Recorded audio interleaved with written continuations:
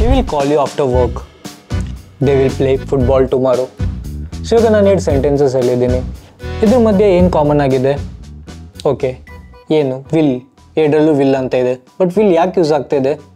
Because these are future tenses. Future ಟೆನ್ಸಲ್ಲಿರೋ sentences. So ಇದೇನು sentence future ಟೆನ್ಸಲ್ಲಿದೆ ಅಲ್ಲೋ.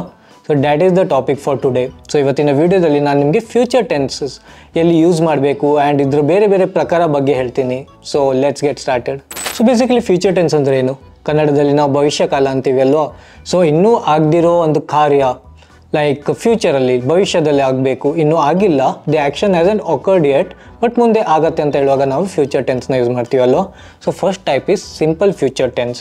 ಸೊ ಹೆಸರು ಹೇಳಿದಾಗೆ it's like simple future tense.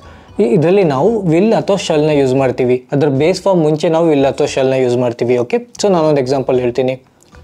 I will go to Mumbai next summer. I will go to Mumbai next summer. So ಇಲ್ಲಿ will use ಮಾಡಿದ್ದೀನಿ, right? So this is simple future tense.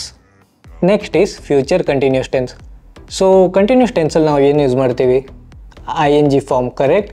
So ಇವಾಗ ನಾನು ಹೇಳ್ಬೋದು, ಇವಾಗ ಪ್ರೆಸೆಂಟ್ ಕಂಟಿನ್ಯೂಸಲ್ಲಿ ಹೇಳ್ಬೋದು, I am teaching you about future tense.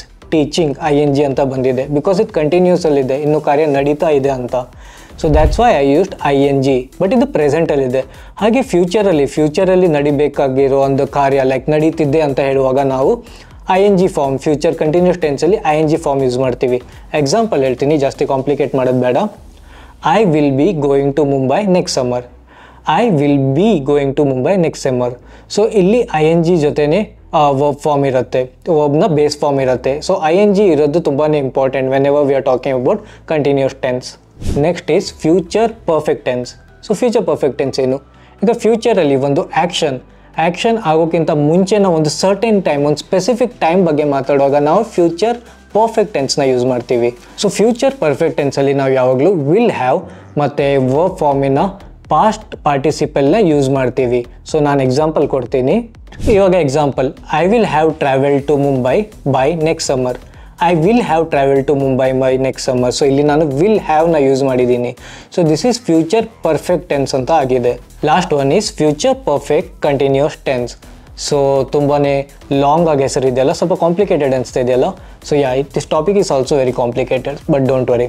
So future perfect continuous ಟೆನ್ಸ್ನ ನಾವು ಯಾವಾಗ ಯೂಸ್ ಮಾಡ್ತೀವಿ ಅಂದರೆ, ಸೊ ಫ್ಯೂಚರಲ್ಲಿ ಏನೋ ಒಂದು ಕಾರ್ಯ, ಒಂದು ಆ್ಯಕ್ಷನ್ ಅದು ಕಂಟಿನ್ಯೂ ಆಗಿ ನಡೀತಿದೆ ಅಂಟಿಲ್ ಒಂದು ಸರ್ಟೆನ್ ಪಾಯಿಂಟ್. ಸೊ ಇಲ್ಲಿಂದ ಸ್ಟಾರ್ಟ್ ಆಗ್ತಿದೆ, ಇದು ಫ್ಯೂಚರಲ್ಲಿ ಸ್ಟಾರ್ಟ್ ಆಗಿ ಇಲ್ಲಿ ತನಕ ದ್ಯಾಟ್ಸ್ ಕಂಪ್ಲೀಟೆಡ್. ಆ ಥರ ಹೇಳಬೇಕಾದ್ರೆ ನಾವು ಫ್ಯೂಚರ್ ಪರ್ಫೆಕ್ಟ್ ಕಂಟಿನ್ಯೂಸ್ ಟೆನ್ಸ್ನ ಯೂಸ್ ಮಾಡ್ತೀವಿ. ಸೊ ಫ್ಯೂಚರ್ ಪರ್ಫೆಕ್ಟ್ ಕಂಟಿನ್ಯೂಸ್ ಟೆನ್ಸಲ್ಲಿ ನಾವು ಯಾವಾಗಲೂ ವಿಲ್ ಹ್ಯಾವ್ ಬೀನ್ ಮತ್ತು ಅದರ base form with ING use ಮಾಡ್ತೀವಿ. For example, I will have been travelling to Mumbai for several weeks by next summer. I will have been travelling to Mumbai for several weeks by next summer.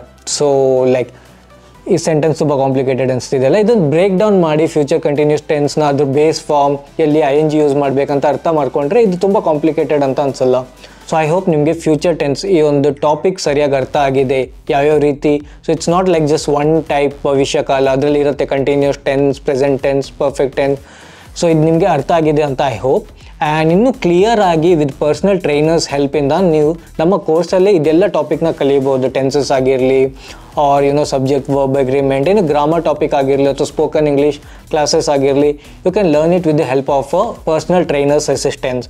So ಯಾಕೆ wait ಮಾಡ್ತಿದ್ದೀರಾ? ಇವಾಗಲೇ ನಮ್ಮ ಕೋರ್ಸ್ಗೆ join ಆಗಿ, ಹಾಗೆ English ಪಾಠ ಕನ್ನಡ ಚಾನೆಲ್ನ ಸಬ್ಸ್ಕ್ರೈಬ್ ಮಾಡೋದಕ್ಕೆ ಮರಿಬೇಡಿ.